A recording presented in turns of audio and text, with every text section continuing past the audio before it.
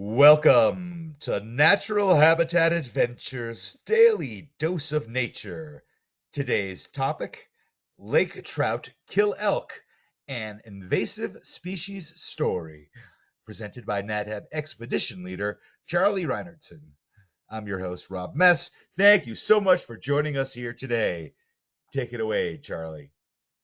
Thanks for the introduction, Rob, and hello, everyone.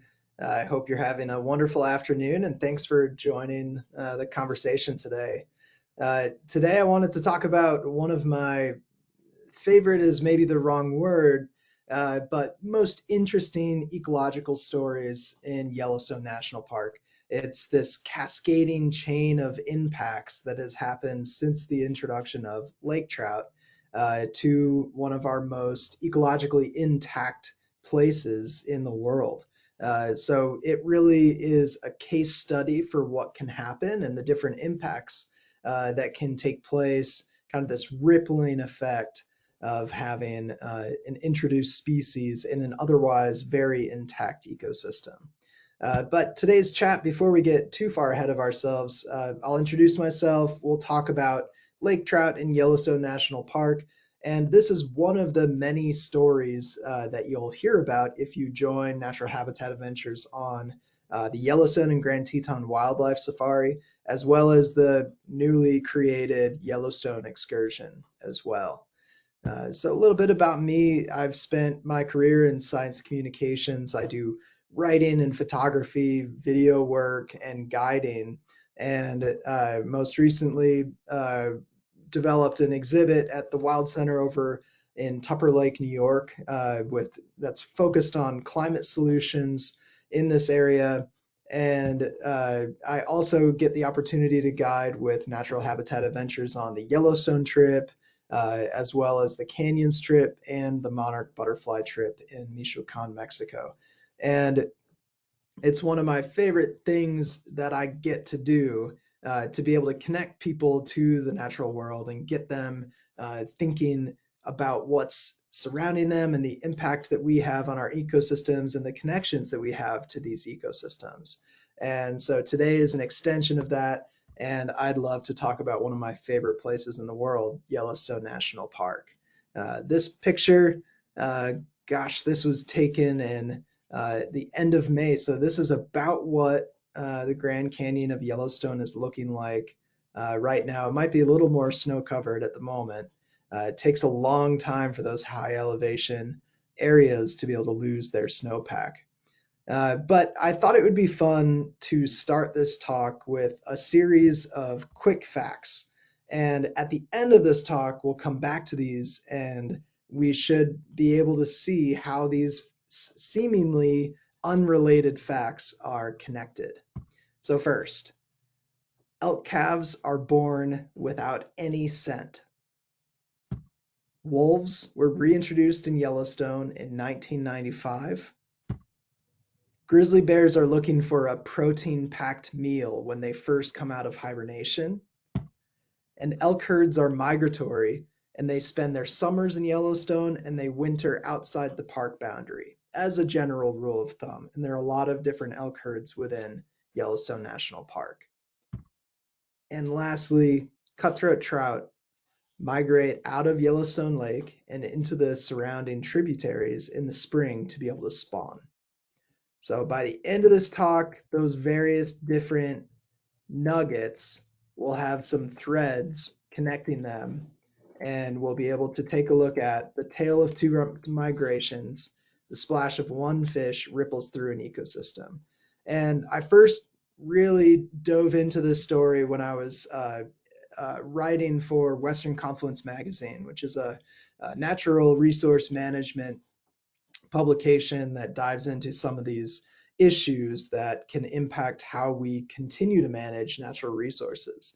And I met with researcher Arthur Middleton, who's currently at University of California, Berkeley. And at the time, he was researching elk herds that overwinter north of Cody, Wyoming. And we'll get some maps up here in a second.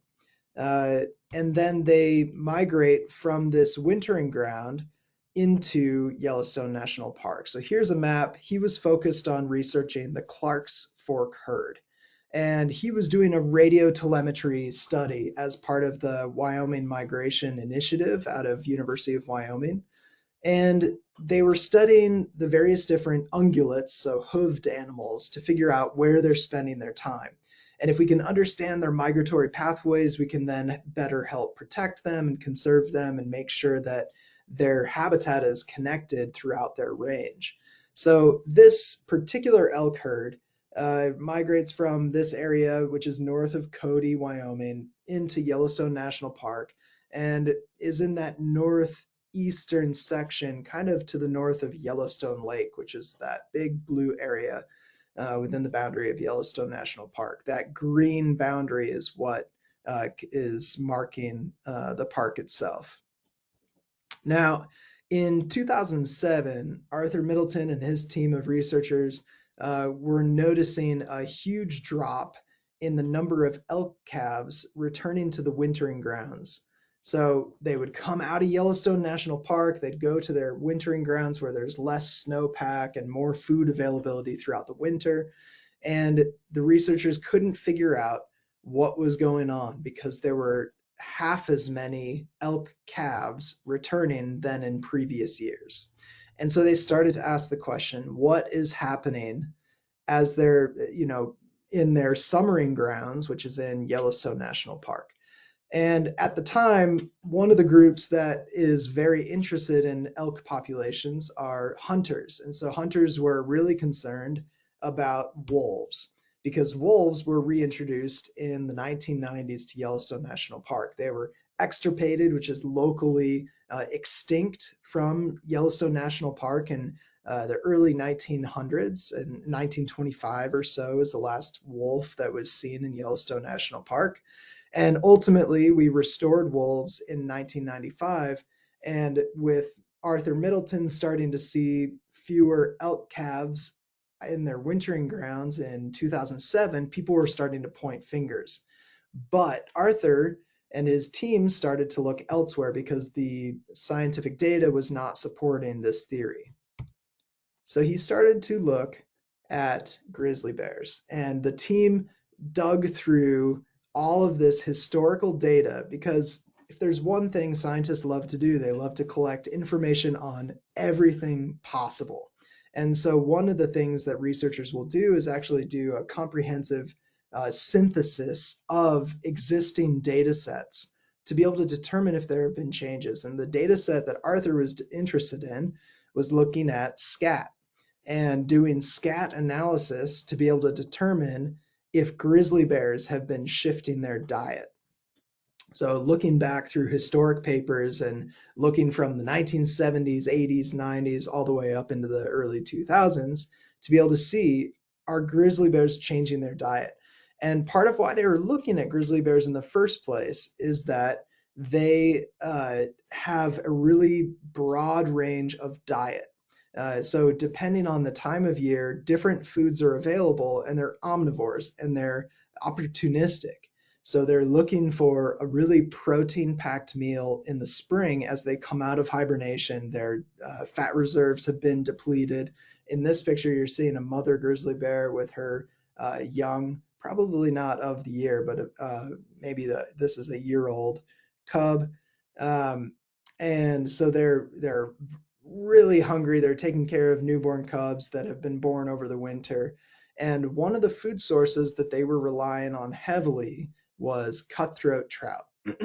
And cutthroat trout live in the rivers and in the lakes within Yellowstone National Park. And they represent such a good food source because they're really densely packed with protein. But the cutthroat trout population had been plummeting. And so Arthur and his team were hypothesizing that perhaps grizzly bears were replacing their diet with elk. But one of the issues with this is that elk calves in particular, as we had talked about in the beginning of this talk as one of the quick facts, the elk calves themselves are scentless. And that's a really important adaptation because the elk mom needs to browse and eat as much as possible so that they can nurse their young.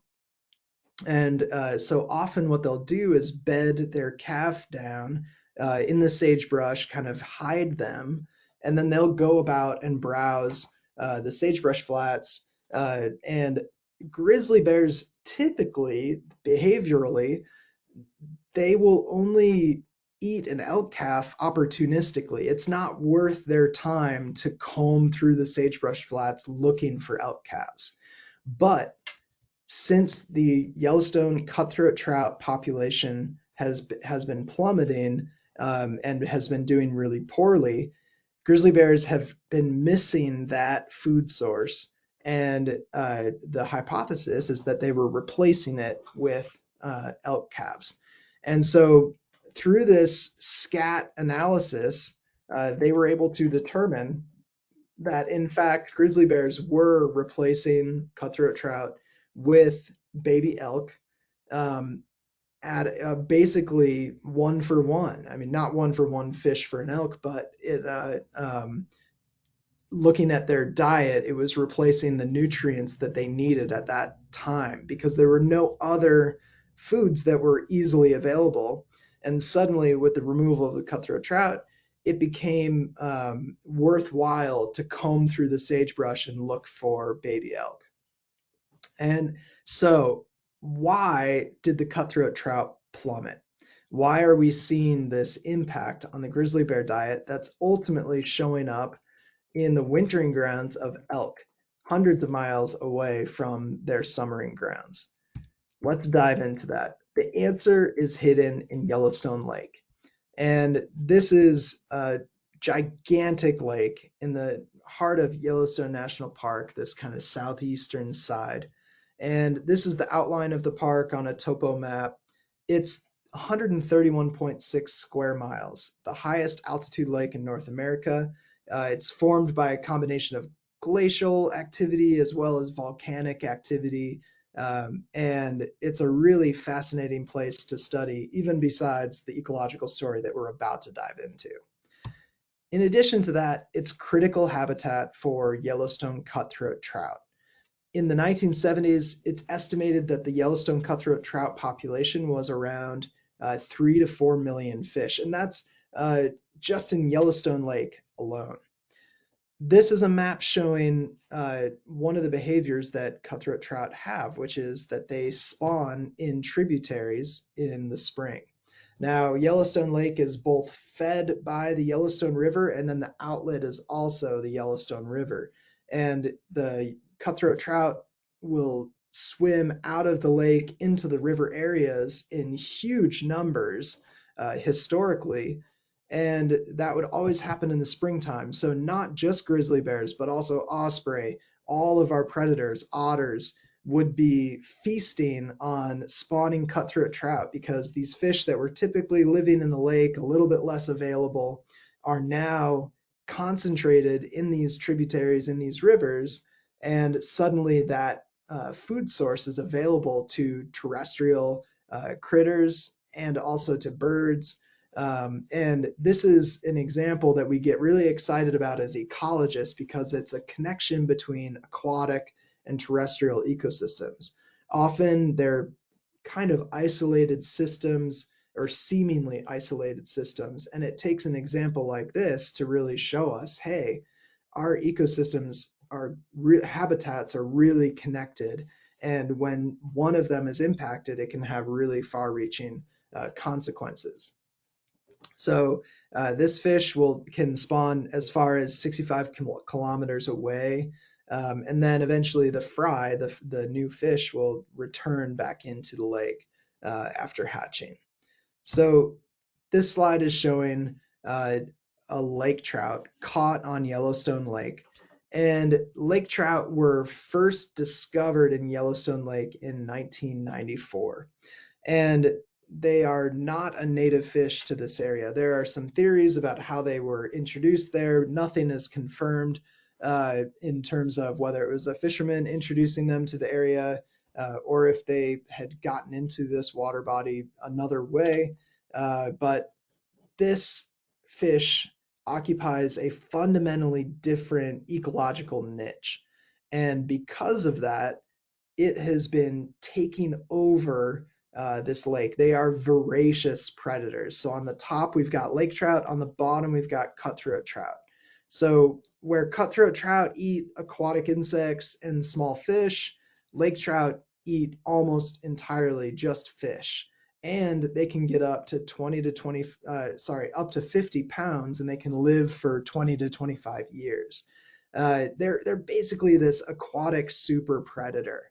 They live in really deep water habitat. So remember when we were talking about the cutthroat trout, it'll go into those tributaries in the spring, and all of a sudden that it is available as a food source to all of these different wildlife who rely on it at a time when other food sources are really not available. And this lake trout comes in, it lives in the bottom of the lake. It spawns in the fall, which is a different season when it's coming into those shallow areas of the lake to spawn. So some animals like osprey or otters might be able to take advantage of that, but it's a different season, so you don't have it's a very different ecological impact. So just to round this out, cutthroat trout don't live nearly as long, so 10 to 12 years, and that spring migration is really what sets things apart. So this is a graphic just showing some of the different species that are connected here, yet lake trout being highlighted as that invasive species. And we're starting to see what ecologists refer to as a trophic cascade. Trophic meaning food, cascade meaning just this flow of impacts where you introduce this aquatic species, lake trout. It causes cutthroat trout populations to plummet. That spring migration is no longer available, so suddenly osprey, otter, grizzly bears, they're all having a hard time and need to find different food sources. And when Arthur Middleton published his paper in 2013, he was on the front end of identifying this trophic cascade by showing that through grizzly bear scat analysis over decades, we can see a correlation between a shift in diet towards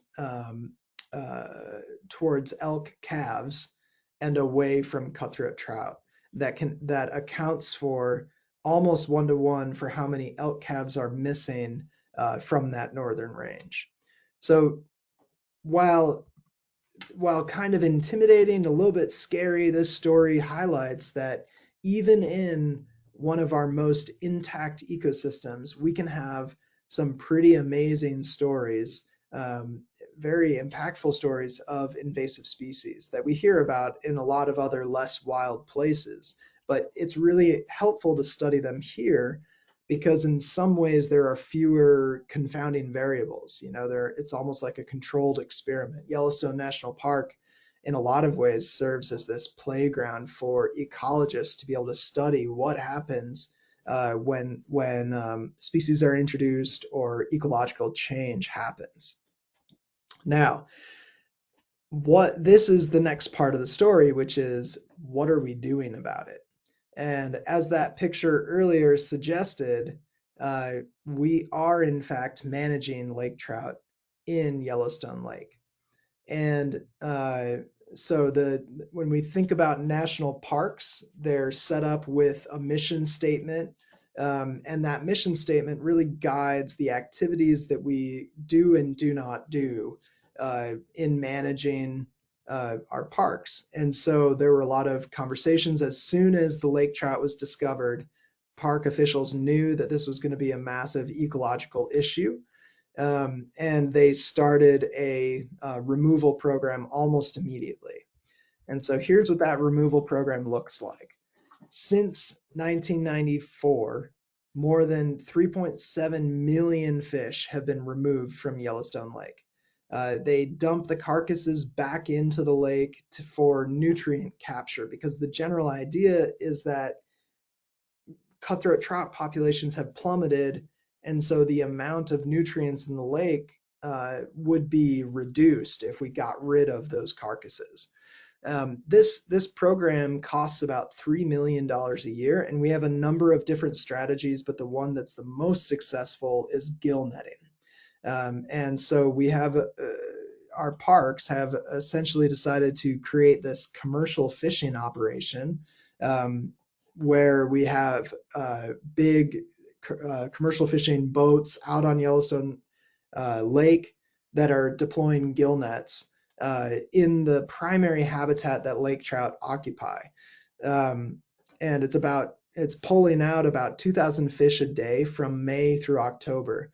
And so a lot of times I'll bring this story up once somebody in my tour group has seen one of these boats on the lake and said, "What is that? What's going on here?" And then we launch into this story and talk about how it's impacting everything. So it's something that right now, this quote here from Bob Gresswell, is a U.S. Geological Survey research biologist. This one really sat with me for that article that I wrote. The suppression of lake trout is something that will always have to occur in Yellowstone Lake. It's become something that's just part of the working budget, just like plowing the roads or cleaning the bathrooms in the campgrounds. So to me, that kind of paints the picture of the situation that we have. When aquatic invasive species are found in an ecosystem and then there's an action taken, one thing that we can do that has been done historically is to poison that whole system, kill everything in it, and start over. That's not possible in this ecosystem because it's not contained, and there's conflicting evidence about whether or not that's a good idea ecologically. And in this instance, the selected plan is to just continually work on removing them. Another strategy that's been used is that as the lake trout spawn in the shallows, different strategies have been used to get rid of those eggs or to kill the eggs. And so essentially this pellet that's a plant-based material that will biodegrade has been deployed over the top of their spawning beds to smother the eggs and kill the lake trout eggs, so that the next season there's lower recruitment. But the general premise is that a huge team of people is thinking about, working on, researchers are studying this. They've GPS tagged big lake trout like this one that's shown on this slide and seen where they're spending their time in the habitat to be able to better inform where they place the gill nets. And they're doing different strategies to reduce the amount of bycatch, because there is some bycatch of other species in this lake, and they're trying to mitigate that as much as possible. So they're kind of guided by trying to do everything they can to support cutthroat trout and other native fish in this ecosystem, and then try and remove lake trout. So right now, cutthroat trout are in recovery. We're seeing an increase in their population. It's not increased to historic levels, but it has increased. With that said, in recent years, there's been conversation that the lake trout population is going to crash, that the war against them is eventually going to get to a point where their population just falls off. And it was anticipated that that would happen in the next 1 to 3 years, because the strategies that we've been talking about have become so successful that they think it's going to reach that point. But the issue is that even if we get to that point, cutthroat trout are still facing some pretty big threats, and that includes whirling disease, which is a parasite that's been spreading throughout the Intermountain West, and has been causing really big issues in the population. There's been hybridization as a big problem. So these fish, part of the concern here is that these fish are highly adapted to the exact ecosystem that they've evolved in. So the type of turbidity of the water, the oxygen content, how being able to fight through those rapids of the rivers, they're highly adapted to this place. But there are other invasive species like rainbow trout that can be found in this area, as well as brown trout. And there's a concern of cutthroat trout and rainbow trout can hybridize and that weakens the genetic pool and can create some issues. So that's another issue that they face. And then obviously lake trout predation is a huge issue as well, but one that's being addressed.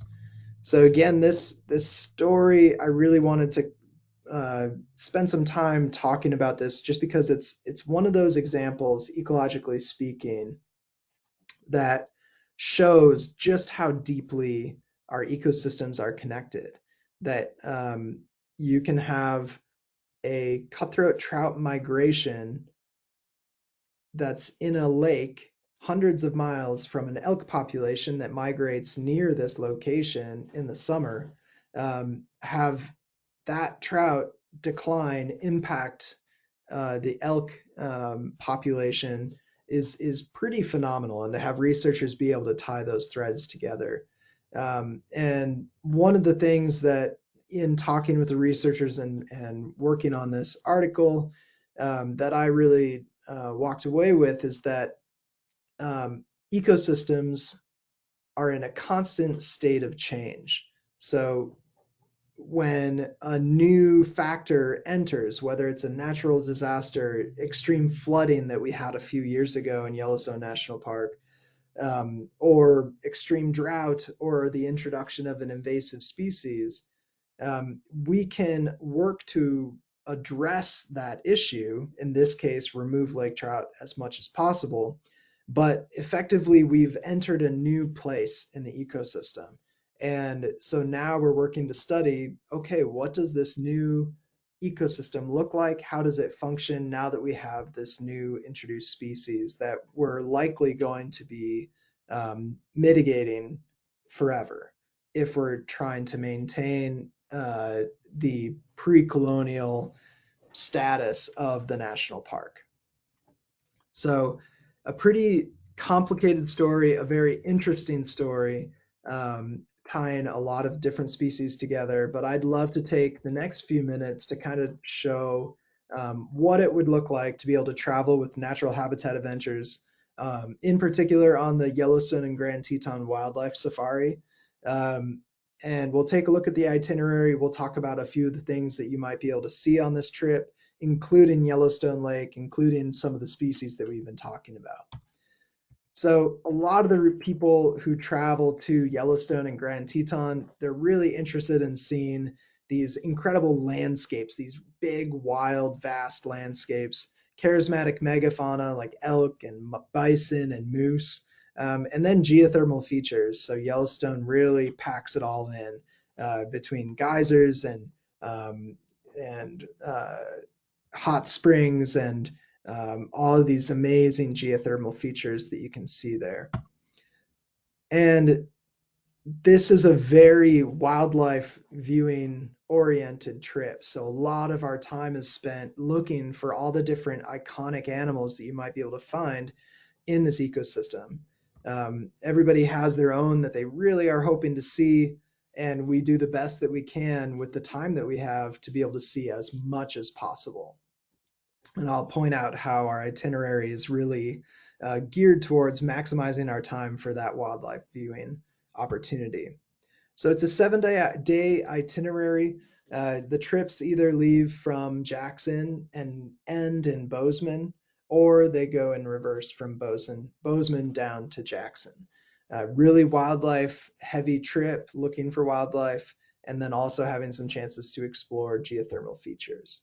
So for the purposes of this walkthrough, we'll start in Jackson, Wyoming, and then work our way up. So we'll meet on the first night in the town of Jackson, have a chance to be able to explore downtown and see what that mountain town is like. And then the next day, we head onto a river float on the Snake River. We actually float through that really iconic section made famous by Ansel Adams, and get to spend some time in Grand Teton National Park, looking for wildlife in different areas, and looking at some of the geologic features that make this place really special. The next day, we travel up and make our way to Old Faithful. On the left here, you're seeing a picture of Old Faithful Geyser Basin. That's actually beehive that's erupting, which is a little bit less common to be able to see. And on the right is a picture of Yellowstone Lake. So Yellowstone Lake has all these geothermal features on the edge of it that create for some very out of this world, compositions for photos and just views. The next day, we really dive into wildlife viewing in Hayden Valley. On the left, you're seeing the Hayden River. And on the right, we make a trip to Artist Point, which is the really famous overlook where Thomas Moran painted the Grand Canyon of Yellowstone and helped to communicate to the government as well as our citizens that we should protect this place and establish the first national park. On the next day, we make it to the northern range, Lamar Valley, and these are our really big wildlife days. So you can count on waking up early and getting out when the wildlife are active and having some field lunches. And the next day is very much geared towards being able to look for hopefully some wildlife like this wolf, and be able to explore some truly spectacular places in Yellowstone National Park. This trip just has so much to offer, from being able to see all of these iconic wildlife and getting to connect with other people who are so interested in being able to protect and restore these places. Less restore in Yellowstone National Park, although we just did talk about one of the biggest restoration efforts in the country, which is removing lake trout. But finally, on day 7, we'll make our way up to Bozeman, and then that is your time. I'd highly encourage you, either on the Bozeman side or the Jackson side, to be able to extend your stay and explore those places. But just a really wonderful trip, and there's no bad time of year to be able to go explore these places, in my opinion. So with that, I'll just point out a couple dates for upcoming webinars that you can tune in as well. May 29th, July 2nd, and 16th. I'll be back doing talks. I haven't decided on the topics yet, but soon those will be published. And if you're interested in this storytelling and would like to learn more, I'm working on the Northern Peatlands Project, which is investigating our bogs and fens and wetlands. And there's actually a gallery opening this summer. The opening night is on June 7th in Old Forge, New York. So if you'd like to come out and see some of my artwork, really diving into these ecosystems and why they're so important from a climate change perspective, you can join me then. And that exhibit will be on display from June through July, and an artist talk as well tied in there. So you can get all news from Northern Peatlands Project, including that upcoming gallery, by visiting twoline.com/tracks, and come learn with me about one of the most bizarre and wild and amazing ecosystems on the planet. So this is my contact information. Feel free to reach out with any questions that you have, or comments, and would love to hear from you. And I think we'll open it up for any questions that you might have.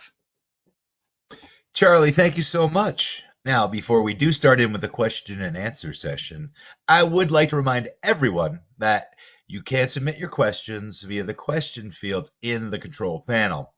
All right, let's get to some of these questions. So, does anyone know how the lake trout were introduced? There's some theories about that. Essentially, there are some folks that believe fishermen introduced lake trout because they were interested in having that species there to be able to fish for. Historically, fish have been introduced by people to a lot of ecosystems as a game species to be able to go and fish for that species. And it's one of those examples of, in the early 1900s, the US government was one of the entities that was spreading different fish species into waterways where they were never there before. And often those fish have outcompeted the native fish. And now we've learned a lot through research and understanding how ecosystems function. And so now there are a lot of efforts to be able to restore those ecosystems, or at least try and help the native species uh, be able to recover their populations and do better. And so we do not know how lake trout were introduced. That we just know that they were discovered in 1994, and then that we've had some major consequences since then. But great question. Thank you. Great, thanks for that. So, to what extent will whirling disease reduce the cutthroat trout population? Yeah, that's still to be determined. It's definitely concerning. We're seeing it a lot. Our waterways generally are getting warmer over the summer, and trout in particular are pretty sensitive to warm water because they need a lot of dissolved oxygen in the water, and warmer temperature water has less oxygen. And so they really need cold water. And so we're getting warming temperatures, longer warm seasons, and parasites can really spread and become rampant in those conditions. And so whirling disease is a big concern, not just for cutthroat trout, but for fish in general. And we're going to be reading a lot more of that as it comes down the pike. Unfortunately, not a lot of positive information there, but there's been a lot of efforts to try and contain it and look for ways to be able to address it. Great, thank you. So, uh, are there any predators that take advantage of the abundance of lake trout?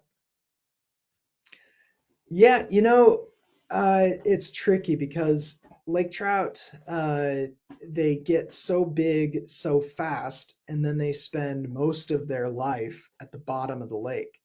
They rarely come up to the surface. With that said, there are so many in the lake that some of the younger fish will patrol the shallower areas, and absolutely all of the fishing birds like osprey and eagle, they will catch lake trout as well as otters.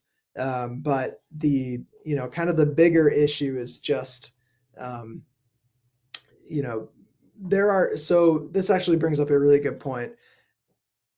We refer when a species colonizes a new area, whether it was introduced by people or not, we have a few different words for what we call them. There's invasive, there's naturalized, there's non-native species, and these are all just subjective words that we use to be able to talk about um, essentially how we feel about their impact on the ecosystem.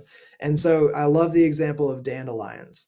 Dandelions are not native to North America, and yet they're pervasive, they're everywhere. But a lot of pollinator species have essentially started to use them as a food source, and they don't outcompete other plants. Typically, they don't like create a ground cover and choke out all the plants. And so we refer to dandelions as naturalized, which means that it's a non-native species, but it doesn't have a huge impact on the ecosystem. So we're not going to spend tons of resources trying to remove it. But there are other species that can be really detrimental, and that's where the lake trout comes in. So in this instance, because it's reducing the cutthroat trout populations, and because it's removing that spring food source of that cutthroat trout migrating into those tributaries, that's the big concern here. So lake trout, they do provide a food source, to some of the animals who are able to feed on them, but just not at the critical time and not at the scope and scale. There are stories from when cutthroat trout were really, really strong population of cutthroat trout. You can look at historic photos of the fishing bridge, which is the bridge that goes over the where the Yellowstone River meets the Lake Yellowstone or Yellowstone Lake. And the fish are literally just, from edge to edge of the river, they're filling the river almost like you would see in Alaska when the salmon run from the ocean into the rivers. And so those pictures kind of help communicate, oh, wow, that was, bears would be standing in the river sweeping fish out, and it was a really readily available food source. Birds would be able to easily attack their prey, and it just provided so many nutrients to the ecosystem. Even the impact of some otters will drag their fish half a mile into the woods where they'll eat it.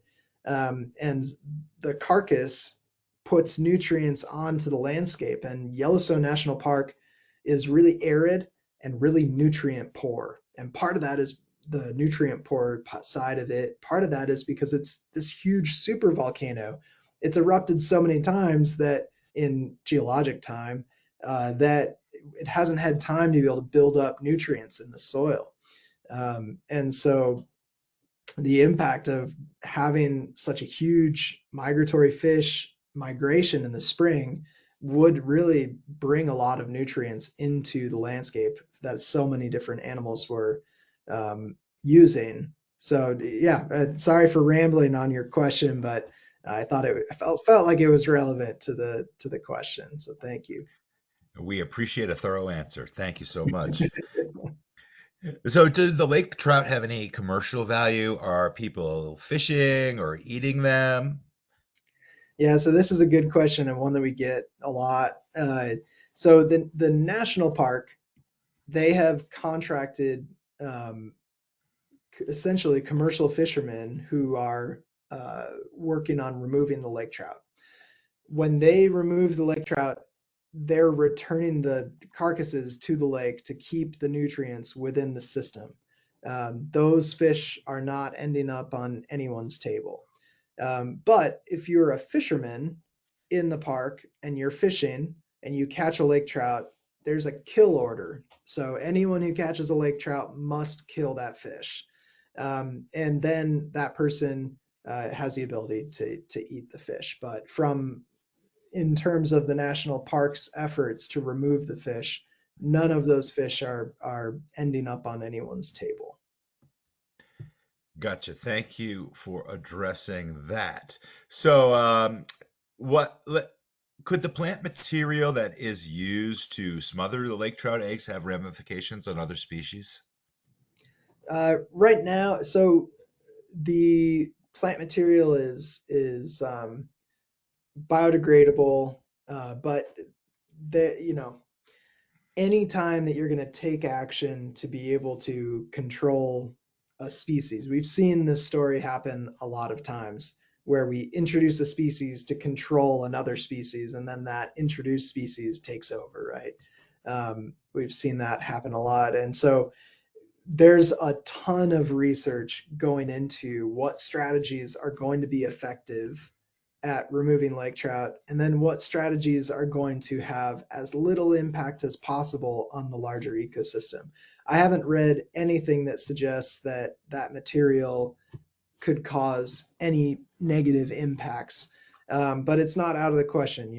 Any action you take has the possibility of having ramifications. But the reassuring piece here is that this is being studied heavily. There's huge teams of people working on this and looking at all the different aspects. And definitely, part of the park's mission uh, is to protect the natural resources within that park and to maintain the ecological integrity of the park. Yeah, great question. So, if the lake trout population crashes in the next 3 to 5 years, how might the remediation practices change? From what I've read, they anticipate being able to scale back the current fishing efforts. But as I mentioned towards the end, there are these other threats that are coming up, the impacts of climate change, whirling disease, all these other factors that are putting pressure on cutthroat trout. So the idea is if those pressures are increasing, they might need to actually just kind of maintain the existing lake trout removal because the fear is that, yes, the population is decreasing. Essentially, they've in their strategies of how they're trying to remove the lake trout, they've set an acceptable population, a number of lake trout, and they're trying to hit that number. And this crash would bring it down to that number, but then they need to continue removing lake trout because they can't remove them entirely. And right now there's just a lot of discussion about, up until this point there'd been the idea that we'd be able to do less, that we'd be able to fish less, reduce the operation, but because of these other threats to the cutthroat trout, they're thinking that it looks like we're going to have to kind of maintain the status quo. So, how much have the elk populations recovered? That's a good question. I haven't. So that paper was published in 2013. I'll have to do some digging to find out um, if those numbers have come back since then. I'm not entirely sure, but the reality of it was that the elk population was healthy. The elk population wasn't necessarily at risk of plummeting or decreasing. It was more this ecological story of showing, being able to use historic data to be able to show that aquatic ecosystems can be connected to terrestrial ecosystems and have an impact on the elk. And to kind of debunk the mystery that maybe it was wolves that were responsible for this, which they weren't for this particular instance. So yeah, the elk herds, to my knowledge, have been healthy and have been at populations that are expected for the ecosystem and what they would support. And so, what other fish are in Yellowstone Lake, and what has happened to their populations because of the lake trout? Yeah, the mountain whitefish have been doing pretty well. They have not plummeted in the way that cutthroat trout have. The other species that's in the watershed that's of concern is the Arctic grayling, and there have been a lot of reintroduction efforts and trying to bring that fish back. But a lot of the concern has really been placed on the cutthroat trout because of the larger ecosystem implications. And maybe part of that is that we are biased in terms of what uh, research gets funded, in terms of how much we care about different organisms. It's just a reality of conservation. You know, a lot of my work is raising awareness about amphibians that don't get as much attention as some of our bears and wolves of the world. And so part of the reality is that Yellowstone cutthroat trout are a game species. They're fishermen who love to catch cutthroat trout and will come to Yellowstone specifically for that. Um, and so a lot of research has been done. But in addition to that, whitefish don't have that same migration. And grayling have been missing from the ecosystem largely for a lot more years. So we don't necessarily know the impacts of having a much lower grayling population. What measures can Yellowstone and other national parks take to prevent the introduction of additional new invasive species? Yeah, this is a really good question and a tough one. I think the reality is that invasive species are pervasive. Awareness is one. Educational programs, being able to talk to, especially fishermen and different interest groups about why introducing a species to a watershed would be a bad idea, or could have implications that we wouldn't want. The other piece of it is that this is not the only invasive species that Yellowstone National Park is working to control. As you go through the park, you'll often see park employees wearing reflective gear and working on the sides of the roads. And that's often a place where you'll start to see invasive plants. And they're going through and they're spraying those plants to kill them and make sure they don't spread. So there are other restoration efforts and removal efforts happening, but this is the one that's probably the most expensive and visible of the different invasive species projects within the park. But unfortunately, a lot of it comes down to education. A lot of it comes down to research to be able to find ways to be able to remove them from an ecosystem once they're there. But it's also, in a lot of ways, a philosophical question as well of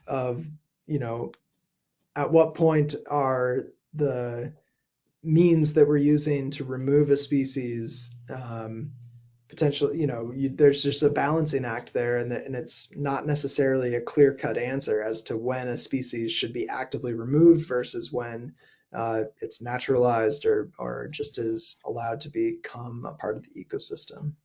But great question.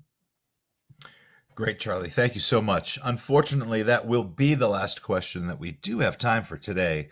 So I'd like to hand it back to you for any closing comments you might have. Well, thank you all for tuning in and joining me for this conversation. And if you have any other questions, feel free to shoot me an email, and have a great day. Thank you. Charlie, thank you so much for taking the time to present for us today. And I'd also like to thank everyone who tuned in today. Now, if you're interested in information on how you can travel with NatHab, please give us a call at the number on your screen, or you can send us an email at info@nathab.com. Our adventure specialists are happy to help you out. Join us tomorrow for our next daily dose of nature. You can check out this week's lineup, including registration links, on our website at nathab.com/webinars. We did record today's presentation, and we will have the replay available on our website soon. With that, I will conclude today's webinar. Goodbye, everybody. We'll see you next time.